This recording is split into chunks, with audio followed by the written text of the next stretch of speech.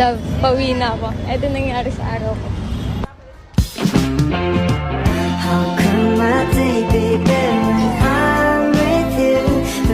Hello mga love! Welcome to my mini vlog. For today's video ay pupunta kami sa Sea of Clouds ngayon sa Shepay Leisure Farm. At nandito na tayo mga love. Sobrang layo pala nito mga love at late kami pumunta kaya wala ng clouds ngayon. Pero maganda pa rin naman yung tanawin dito mga love kaya nag-emote-emote muna tayo at nagpa-picture lang din. Totoo din talagang nakaka-heal yung nature mga love. Good food, good place, sobrang nakakawala ng stress. Pero para sa akin mga love, hindi siya worth it kasi sobrang layo talaga. 2 hours yung biyahe namin dito mga love. At mahirap talaga yung daan papunta dito. Kaya dapat yung driver nyo dito mga love is magaling talaga. At ayan yung in-order namin.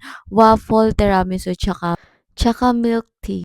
At ayan, mukha namang nag-enjoy ako sa pagkain dyan. Pero kung pupunta kayo dito, mga 6 to 7 a.m. kayo pumunta para maabutan nyo yung clouds. At magdala kayo ng mahabang pasensya mga love kasi sobrang hirap ng daan dito. Nag-range din pala yung pagkain nila dito mga love ng 180 to 200 NTD. At pa-follow naman po ako sa TikTok account ko at sa YouTube po. Salamat sa panonood. Bye-bye!